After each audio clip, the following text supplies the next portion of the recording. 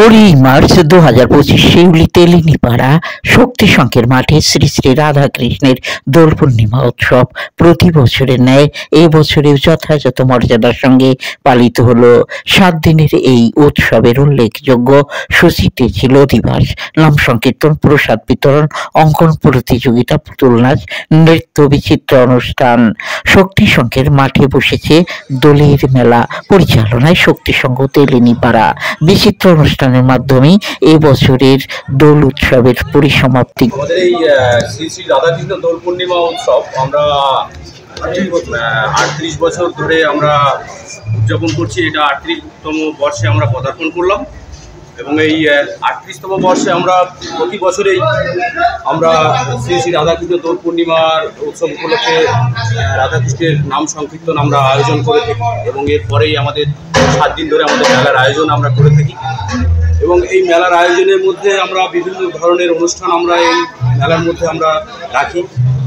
তেলিনীপাড়া শক্তি সংঘ ক্লাবের পক্ষ থেকে আমাদের মঞ্চ করা হয়েছে। সেই মঞ্চের মধ্যে আমরা 7 দিন ধরে আমরা বিভিন্ন ধরনের অনুষ্ঠানের আমরা আয়োজন করে থাকি। আমরা বাউলের আয়োজন করে থাকি। আমরা নাট্যশিল্পী ঋক ঘোষ চ্যানেল আনন্দকে জানান, আর এই প্রোগ্রাম শুধুমাত্র আমাদের সবার প্রোগ্রাম, মানে কোনো ধর্ম বর্ণ নির্বিশেষে আমাদের এই মেলা চালু হয় এবং মেলার বহু লোক বহু জায়গা থেকে আসে।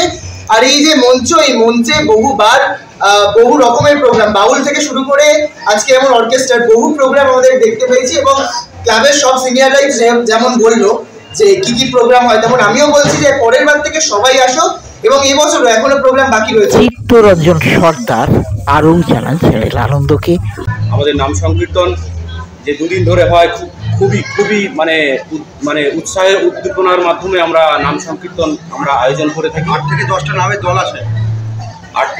নামের দল আসে এখানে এবং পরে